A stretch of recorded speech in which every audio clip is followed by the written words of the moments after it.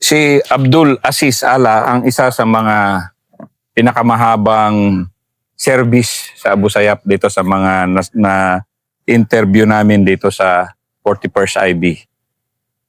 Isang buwan na lang, 13 years na. So big 12 months and 11 12 years and 11 months siya sa Abu Sayyaf. And ano to? Warrior. Yung mga nasamahan niya ay hindi mga buro-basta na grupo ng Abu Sayyaf. So, ikwento mo magsimula nung pagpasok mo, dahan-dahan tayo. Sige, sir. Ako po si Abdul Aziz D. Ala. Pinanganak sa Poblasyon Indanan, Sulu. Ang tawag sa akin sa loob si Che Gibarat at si Michi. Yun ang alias ko po sa loob.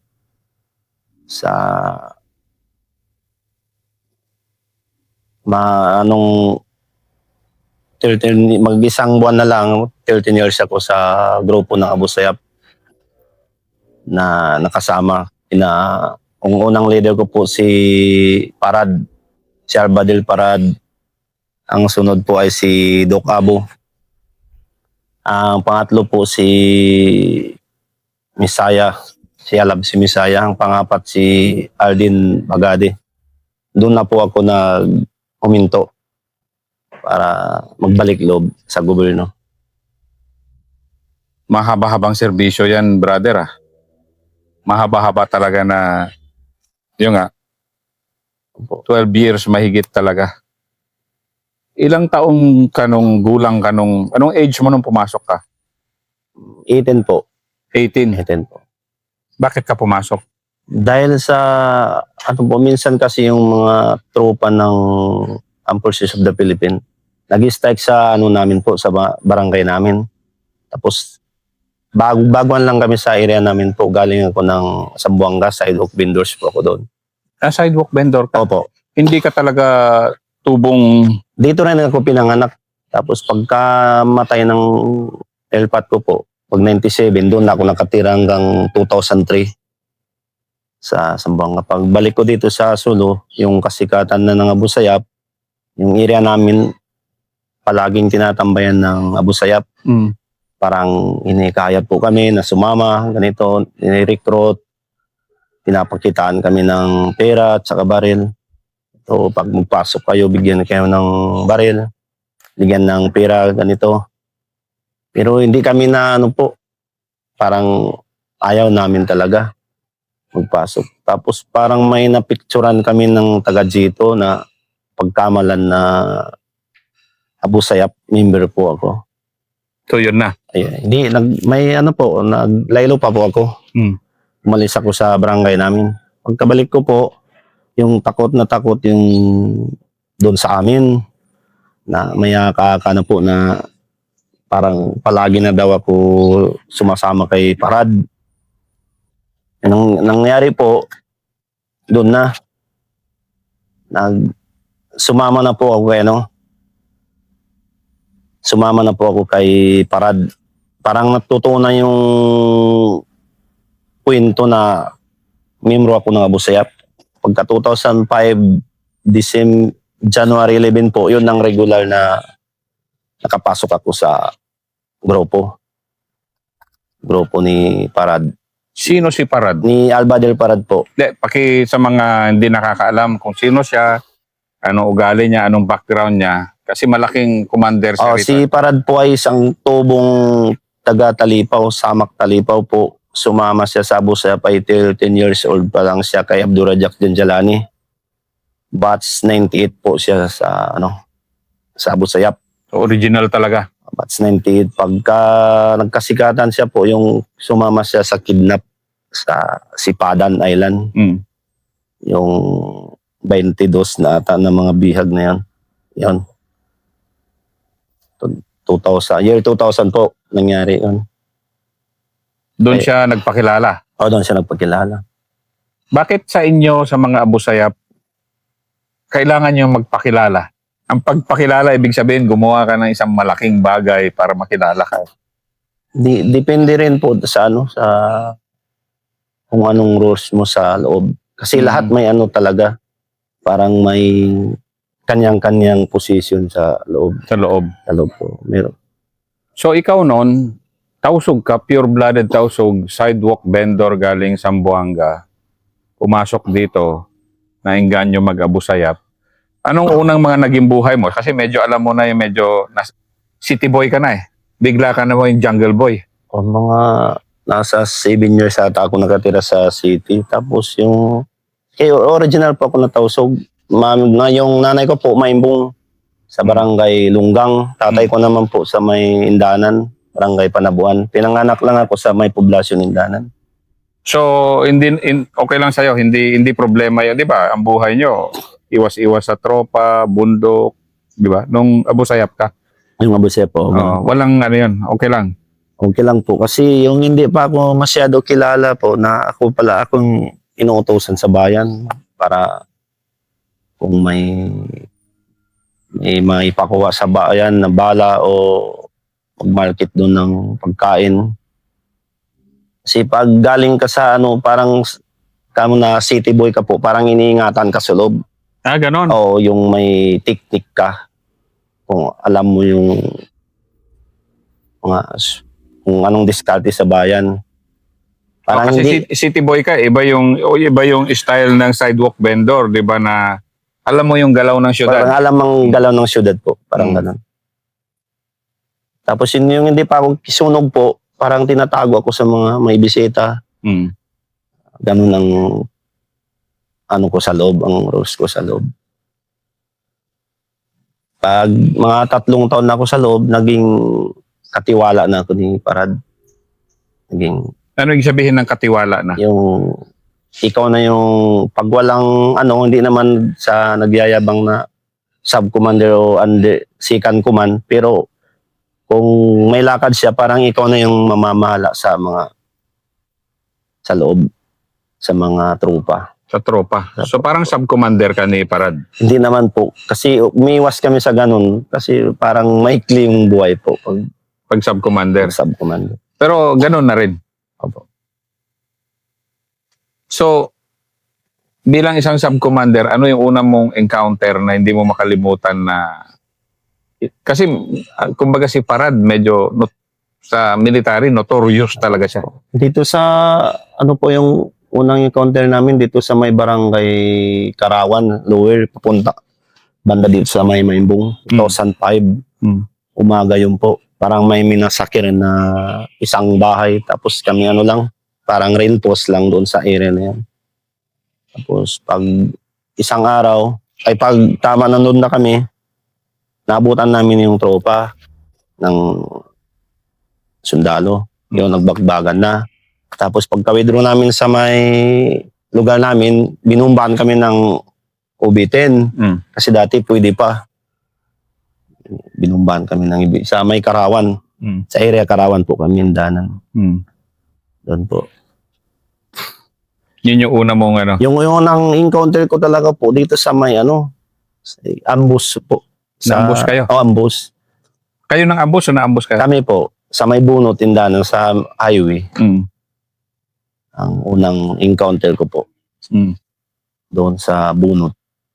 Parang private pa ako noon kasi yung dala ko na yung TRR at saka 2 bala. Bagong ano pa. City boy ito, malaking katawan, 90R ang dala. Ganun. Bagong pasok pa po. Parang idadaan ka sa ano yung talaga ba? Tingnan nila yung totoong yung gaano kakatibay para gaano kakatibay sa samahan o totoo yung pagsali mo sa group. Doon mo napatunayan na totoong pagsali mo. Opo. Kasi ang tagal mo. Ang tagal mo sa grupo. Opo. Ano ang point na masabi mong hardcore ka na Abu Sayyaf? Parang inahanap na ng lahat ng mga intel, parang kung saan ka nakatambay, parang hinahabol-habol ka na, parang wala ka nang pwedeng pagtambayan. Yun po ang, So, ikaw si Che Guevara. opo, May bigote si Che Guevara sa toong buhay eh. sa totoong buhay Ah. po. Pero Tisoy, katulad mo. Hindi naman isoy masyado po. Pero may maba talaga May po bigote. dati po. May bigote. Sige nga, Che. Ang palayaw niya,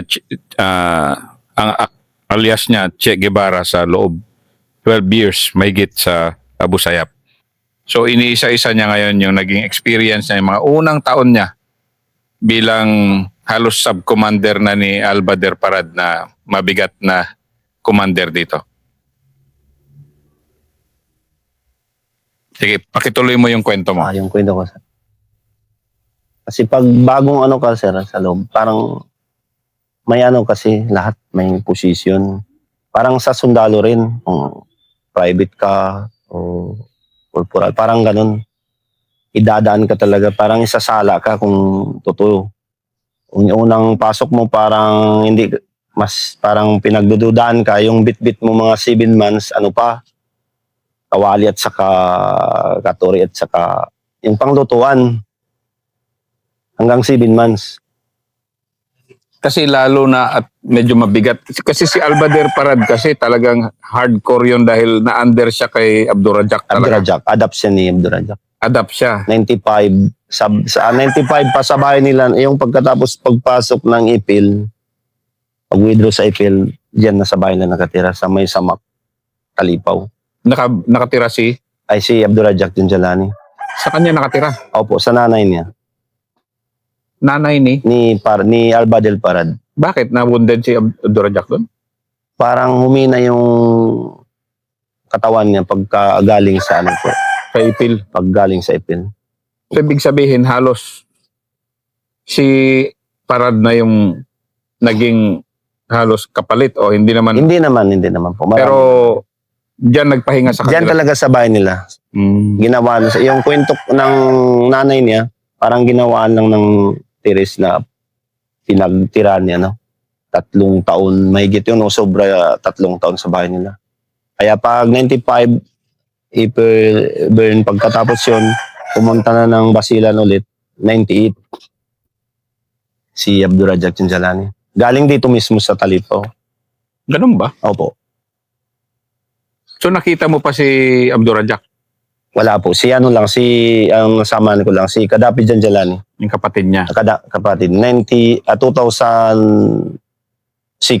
to 7.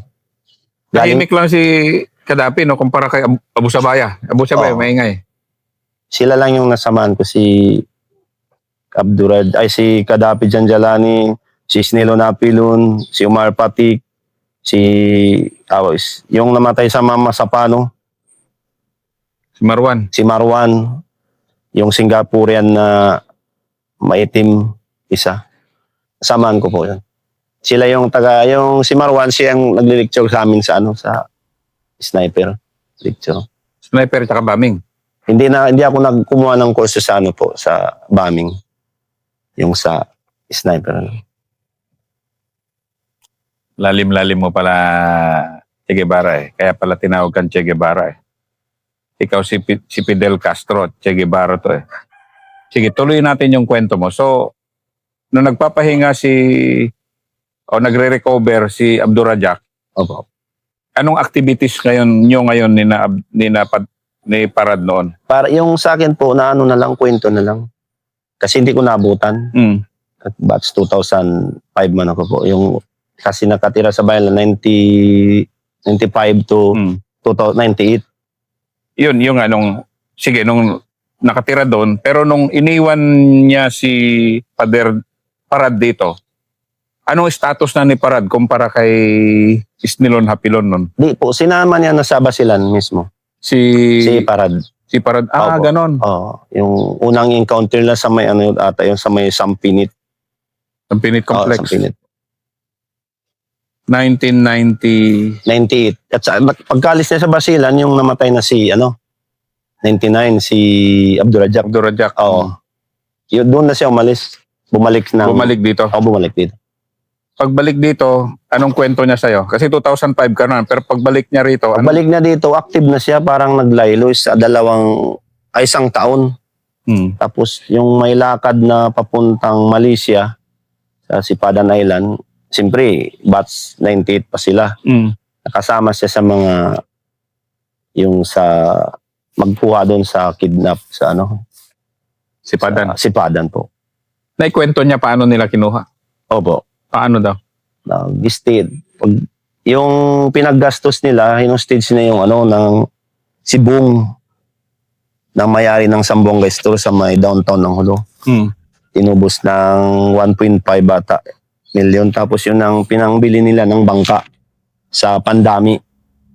Doon sila nag-stay sa Pandami sa island. Tapos pumunta ng ano po, ng Sitangkay. Mm. Sa may Baligtang sila nakatira.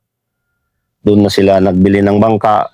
Tapos doon na pumunta ng Malaysia. Nakuha nila na yung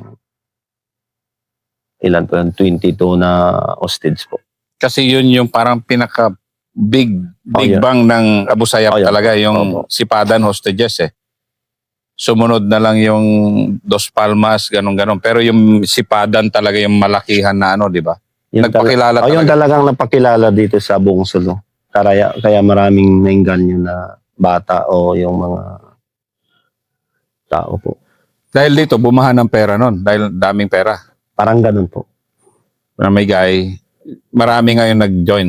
Oo.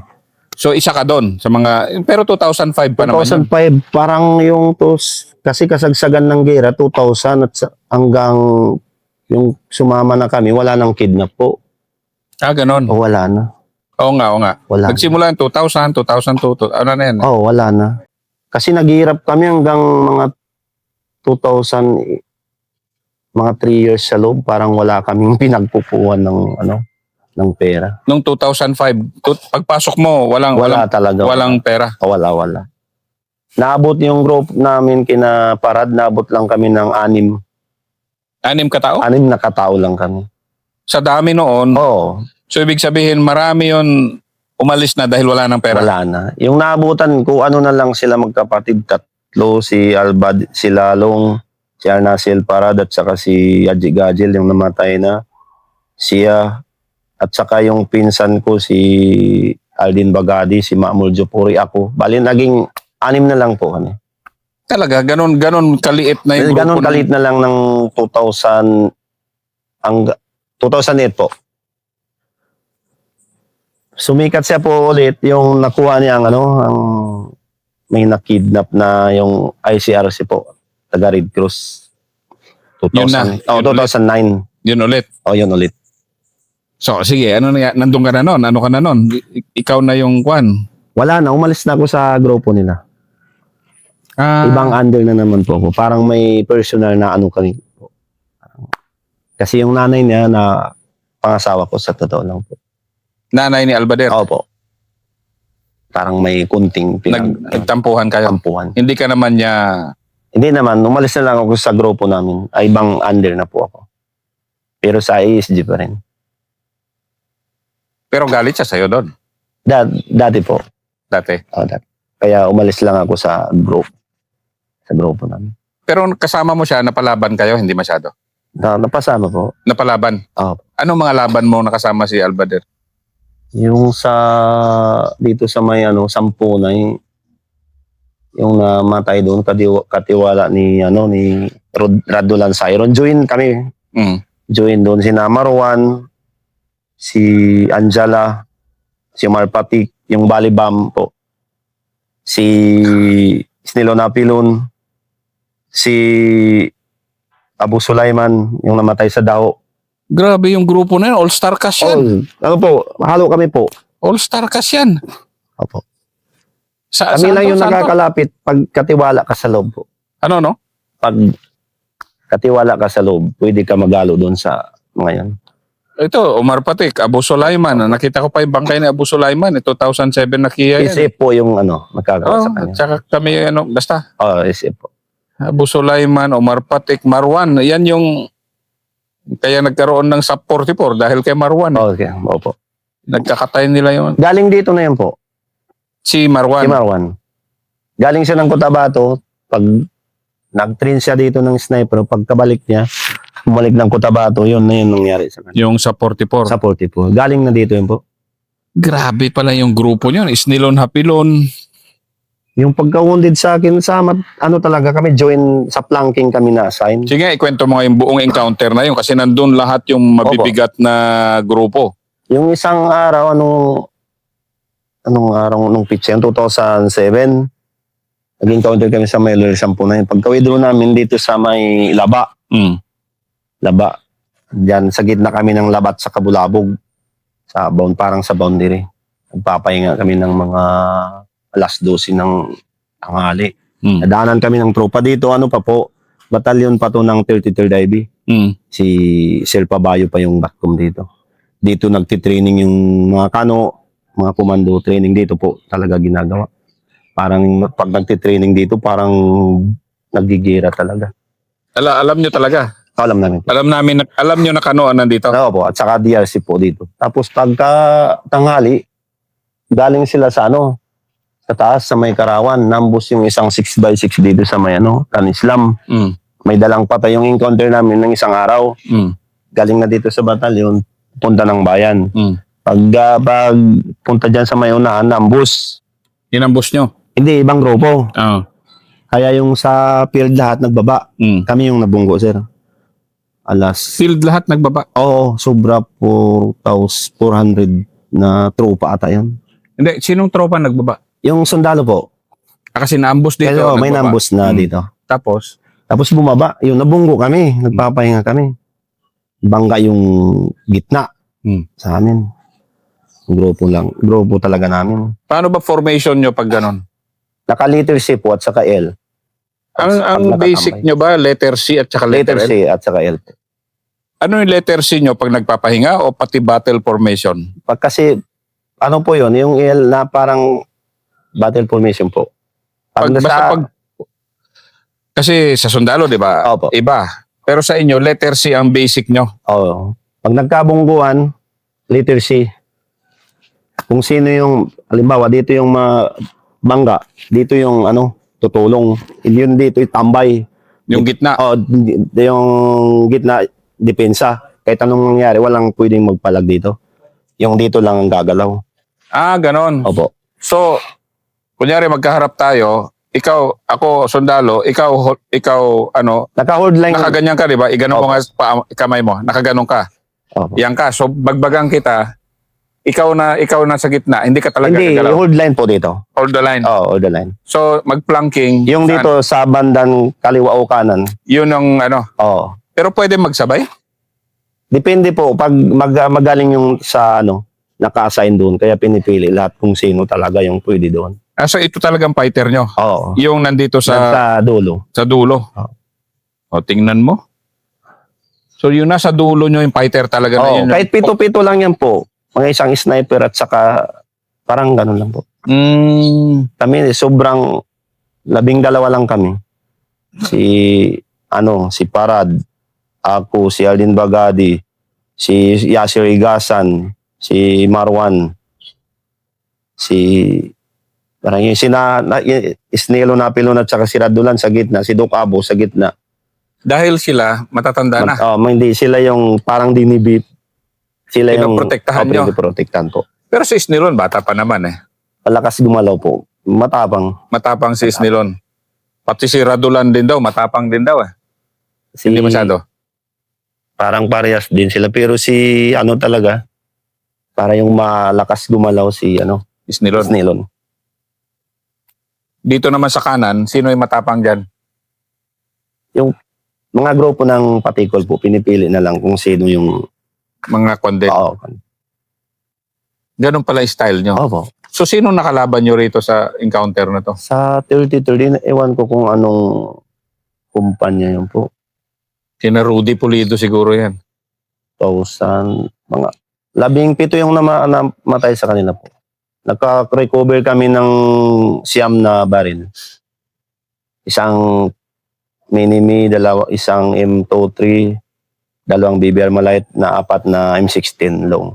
Grabe yun kasi yun, andun yung pinakamalakas Opo. na puwersa ng Abu Sayyaf ever. Isnilon, Radulan, sino pa? Si Marwan, Marwan, Radulan, sa Iron, si Doc Abo, si Parad, Umarpatek pa. Kumarpatik. Ano po yung operate na yun po, yung 9 months na diretso, Mm. yung nangyari na yun. Mm. Walang pahinga namin, pumayat kami lahat. Pumayat lahat. 9 months diretso po. Ang operate na yun. Grabe yung kwento na yan. Yun yung unang episode ni Che Guevara. Abdul Aziz Ala.